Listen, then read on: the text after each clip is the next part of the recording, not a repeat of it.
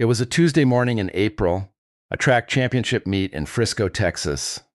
Rain rolling in over David Kuykendall Stadium, students scrambling for cover, coaches running drills, parents in the stands watching kids they had driven hours to see compete. A normal day. The kind of day that does not end the way this one did. Austin Metcalf had a twin brother named Hunter. They ran on the same track team, trained together, showed up to every single meet together, the way twins do when athletics is the language they share. Hunter was in those bleachers on April 2nd, 2025. He was right there when everything changed. He watched his brother step into a confrontation that lasted seconds. He watched what came out of that bag, and he watched his brother fall. 14 months later, when the trial that followed finally reached its last day, Hunter Metcalf walked into that courtroom for the very first time. Not for jury selection, not for a single day of testimony, not for closing arguments, only for the verdict. Why did he stay away for 14 months? And what does the moment he finally came back tell us about what was really lost in those bleachers that morning? That question has been sitting in this case since day one. Nobody has examined it. We are coming back to it. Here is what the jury decided. On June 9th, 2026, after less than 3 hours of deliberation, 12 people came back unanimous. Guilty, first-degree murder. They had heard the self-defense argument. They had heard the legal theory, the Texas law. The defense's case built around one specific moment. One push. That was the entire foundation. Austin Metcalf pushed Karmelo Anthony, and the defense stood in that Collin County courtroom and told those 12 jurors that everything that came after was justified. The jury did not buy it. Less than 3 hours. Unanimous. But here is what that self-defense argument never fully answered. Before Austin Metcalf ever laid a hand on Karmelo Anthony, before a single shove was thrown, Karmelo reached into a bag and said 4 words that were documented in the police report. 4 words the prosecution returned to again and again throughout this entire trial. Touch me and see what happens. That is not the language of someone who is scared. That is not the language of someone reacting. That is someone who had already made a decision before the confrontation peaked. The defense needed the push to be the beginning of this story. Those 4 words proved it was not. So today we are breaking all of it down. Who Austin Metcalf was, what happened inside that tent, what the evidence actually showed, why the one moment the defense built everything around was not enough, and what this verdict means for Karmelo Anthony for the rest of his life. But before any of that, we are going back to Hunter, because what he did on the day that verdict came down is the detail that tells you everything about who his brother was. This is Case Break Network, breaking cases. Following every lead, do not go anywhere. The sheriff called the evidence clear. The defense called it self-defense. The witnesses called it something else entirely. And what they described happening before that push is what made 12 jurors need less than 3 hours. By the time the confrontation started, the rain had turned the track surface dark, the kind of wet that makes every sound louder and every movement feel faster than it is. And inside those conditions, here's what the evidence established. Karmelo Anthony sat down in the Memorial High School team tent. That tent belonged to Austin Metcalf's school. Their gear was in it. Their athletes sheltered in it. Their coaches operated from it. That is understood at every track meet at every level. And students told Karmelo to leave multiple times. Then Hunter Metcalf, Austin's twin brother, told him directly, "This is our tent. You need to go." Karmelo did not move. What happened next is where this case lives or dies. Every independent witness who testified at trial described the same sequence. Not confusion, not a misunderstanding. A deliberate refusal followed by escalation. The words between Austin and Karmelo sharpened fast.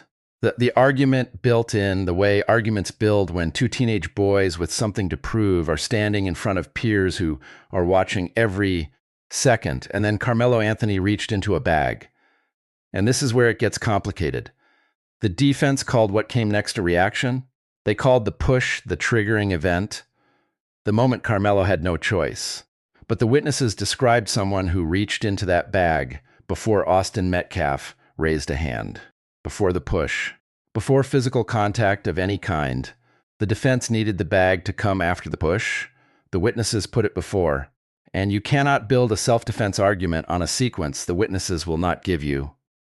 Austin Metcalf pushed Karmelo Anthony. That is not in dispute. The push happened. But it happened after the bag was already open. Karmelo Anthony was arrested at the scene. He had no prior criminal history, none. Not a single incident with law enforcement before that morning. By every legal measure, he was a clean slate. And a former teammate who testified for the defense described him as distraught after the stabbing, crying, shaking, saying, "I told him not to touch me." The defense presented that as evidence of fear. The prosecution's witnesses had already presented evidence of preparation. A person who acted in genuine self-defense, who had no choice, who was cornered, who was scared, takes the stand and tells 12 people exactly what they experienced. Karmelo Anthony did not testify. His legal team made that decision, and 12 people who never heard his voice came back in under 3 hours. Bill Worski, Collin County lead prosecutor. You don't get to meet a shove with a stab, especially if you provoke the shove. The self-defense argument needed the push to be the beginning. The evidence kept returning it to the bag. But the witness testimony is not even the most damaging thing the prosecution had. There are 5 specific points that built this case, each one harder to explain than the one before it. And by the time the 5th one lands, you will understand exactly why 12 jurors needed less than 3 hours. The evidence points inward. But before the full prosecution case is assembled, there is one detail about Austin Metcalf specifically that no coverage stopped to examine, and it changes what everything you just heard actually means. The Collin County courtroom where this verdict was delivered filled its public gallery every single day of trial. Spectators waiting in line outside in 90-degree Texas heat before the doors opened each morning. They came to watch 12 people decide one question. Here is what those 12 people heard. 1. Karmelo Anthony was told to leave a tent that did not belong to him. Not once. Multiple times, by multiple students. Then directly by Hunter Metcalf, face to face. He did not move. Every witness described the same thing. Not confusion, defiance. 2. Every independent witness who testified described Karmelo as the one driving the confrontation forward. Not reacting, driving. They came from different schools, different teams, different positions in those bleachers. They did not coordinate. They all described the same person in identical terms. The defense could not explain why. They tried, they could not. 3. The witnesses has described Karmelo reaching into a bag before Austin Metcalf made physical contact. That sequencing, the reach before the push, is what the entire self-defense argument was built to survive. It could not survive it because the witnesses would not change their account. Nobody covered this clearly enough. So let us slow down here. The confrontation from first refusal to fatal stabbing lasted seconds, not minutes. Seconds. And inside those seconds, before a single hand was raised, 4 words were already in the police report.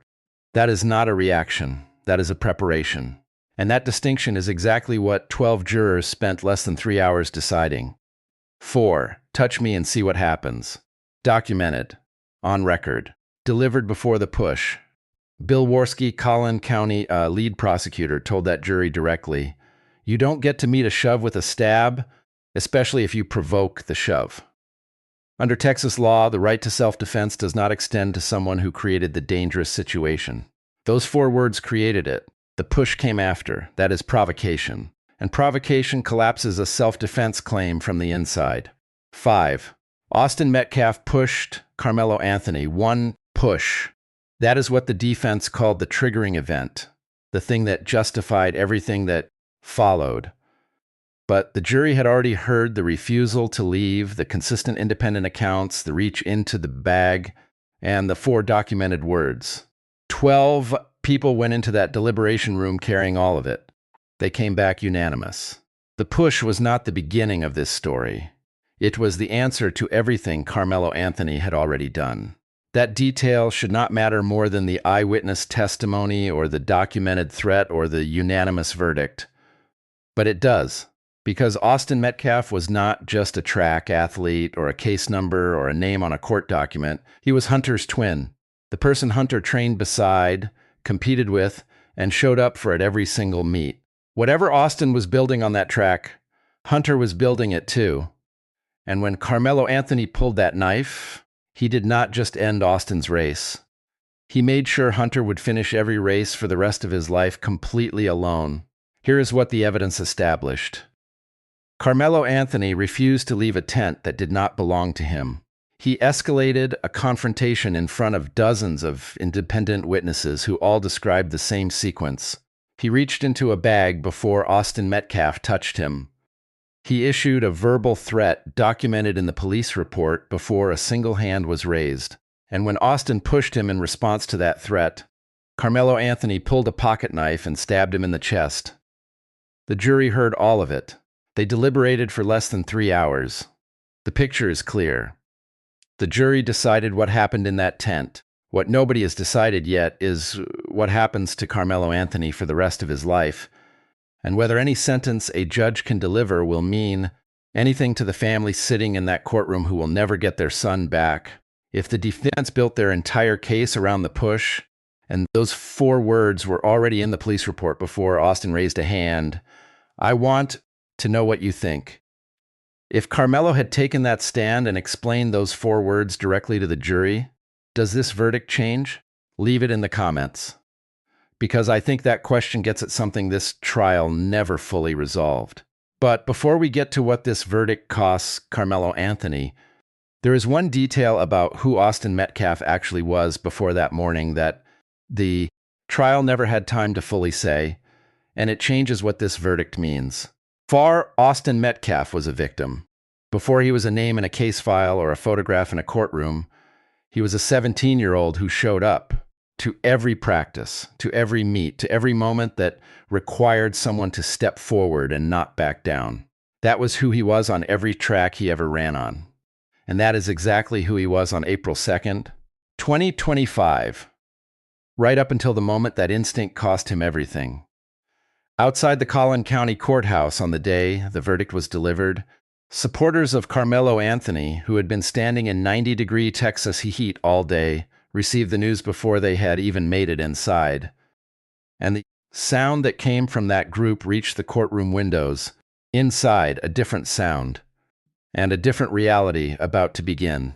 Here is what the guilty verdict actually means under the law. Karmelo Anthony was 17 years old at the time of the crime. That age does not change the verdict. It does not change the conviction. But it changes the sentencing in a way that most coverage has not explained clearly. The United States Supreme Court, in Graham v. Florida and Miller v. Alabama, has ruled that juvenile offenders cannot be sentenced to life without the possibility of parole. A path to release must exist within whatever sentence Karmelo receives. The door cannot be permanently closed. That is a constitutional protection. And it means the guilty verdict is not the end of this story. It is the beginning of a process that will run for decades. Under Texas law, first-degree murder carries a sentence range of 5 years to 99 years or life. The jury determines where within that range Karmelo falls. The realistic assessment, based on the documented threat, the consistent eyewitness testimony, the very public setting, the unanimous under 3-hour verdict, and the deliberate production of a weapon, points toward a significant sentence. A range of 25 to 45 years is realistic. Could it go higher? Yes. The nature of this crime makes significant leniency very difficult to justify.